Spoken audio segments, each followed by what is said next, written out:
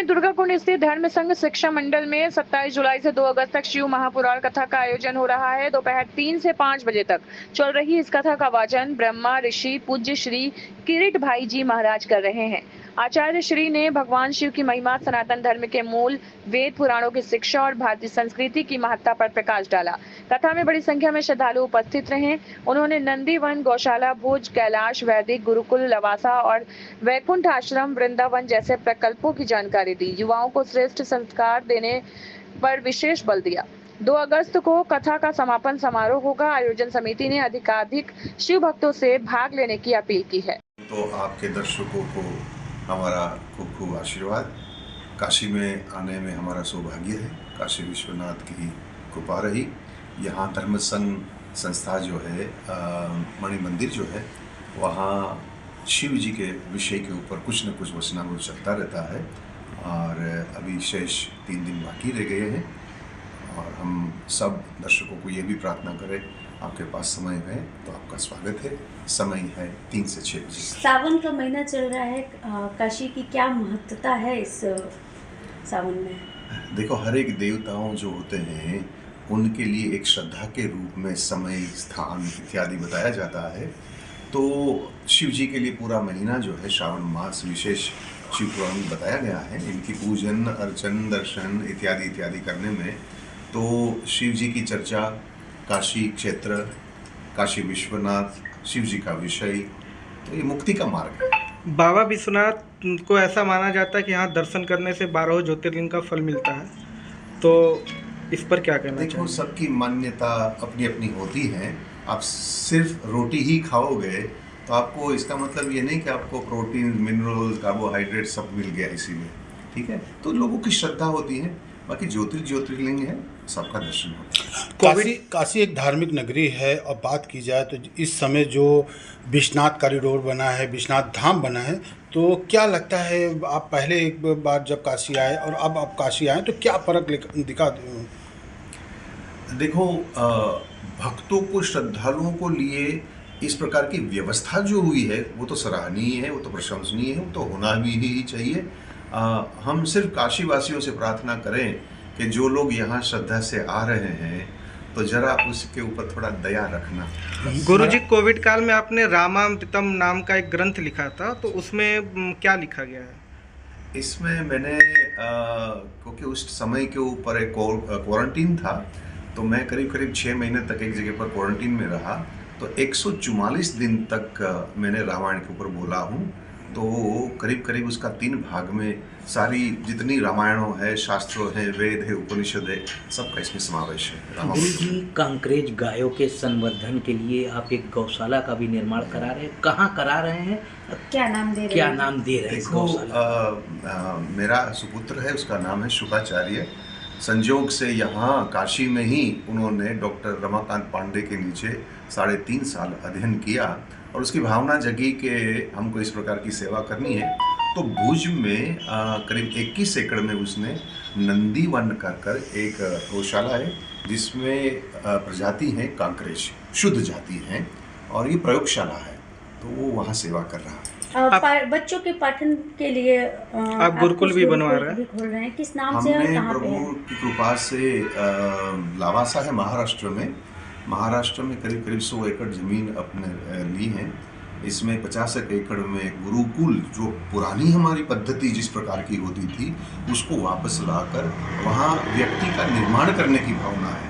कोई कॉलेज और रुपया कमाने वाले की इसमें बात नहीं है, हमें व्यक्ति का निर्माण करना है। किस नाम से जाना जाएगा? उसको वो कैलाश है, उसका नाम। गुरुजी, आपके द्वारा एक आश्रम का भी निर्माण कराया जा रहा है वृंदावन में, क्या उद्देश्य है इस आश्रम का, क्या नाम दिया है आपने? देखो, भक्तों की भावना ये थी कि व्रज जो है, वृंदावन खास जो है, वो तो श्री कृष्ण का ही है।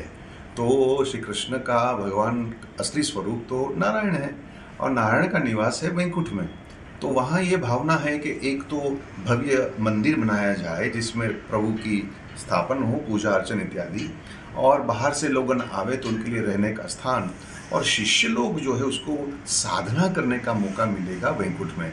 तो इस भावना से वृंदावन में इसका निर्माण हो रहा है। जिस तरह से आजकल युवा पीढ़ी धर्म से भटक रही है, उसके लिए क्या कहेंगे? देखो, भटकने से बचने से तो सर्वप्रथम तो संस्कार देना पड़ेगा, और संस्कार मिलता है सर्वप्रथम तो घर से, स्कूल में कॉलेजेस में नहीं मिलेगा।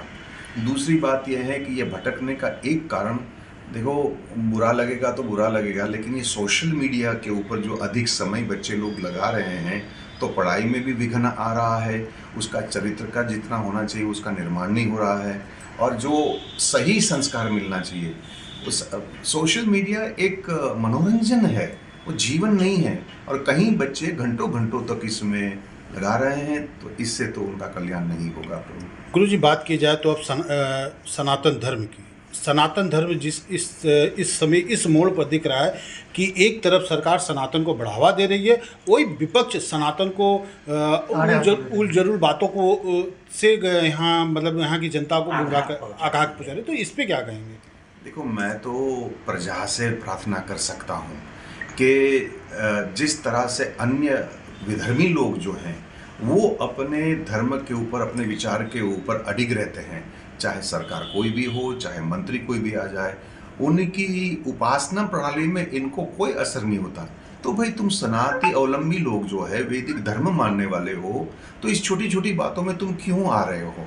तुम्हारा जीवन, तुम्हारी जो संस्कृति जो है उसको तुम क्यों प्रभाव किसी की ओर से होने दीजिए? मंत्री लोग अपना काम करे। देखो, विपक्ष दल हो या कोई भी हो, उनका काम ही है इसी प्रकार का, तो उनको अपना काम करने दो। मैं तो प्रजा से कह सकता हूँ कि भाई तुम अपने पर अडिग रहो, किसी का प्रभाव तुम्हारे आने पर नहीं होना चाहिए, तुम तुम्हारे इष्ट पर भरोसा रखो, अपनी जो जीवन प्रणाली है उसको चालू रखिए। गुरु जी, आप अपनी कथाओं में किस तरह से लोगों को प्रेरणा देते हैं?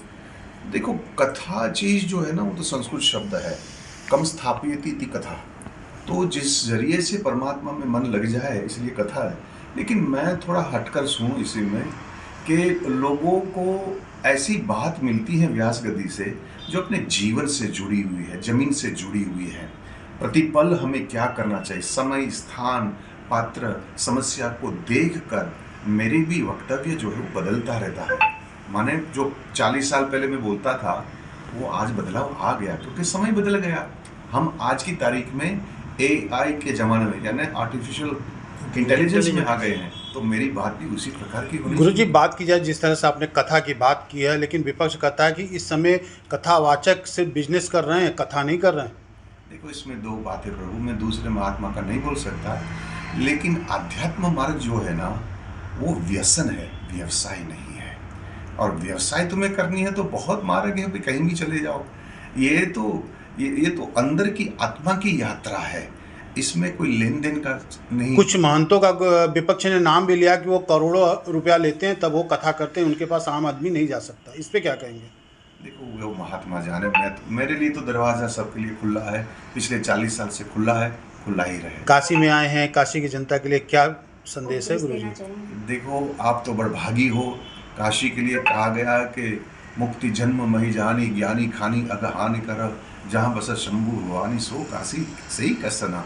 आप लोग तो बड़भागी हो, आपके पास तो काशी विश्वनाथ है, गंगा मैया है, अन्नपूर्णा है, संकट मोचन है। मैं तो कहूँ निष्ठा से सिर्फ आपको 1 मिनट के लिए उसको याद भी करो ना, तो आपके लिए मुक्ति का मार्ग सच खुल जाएगा।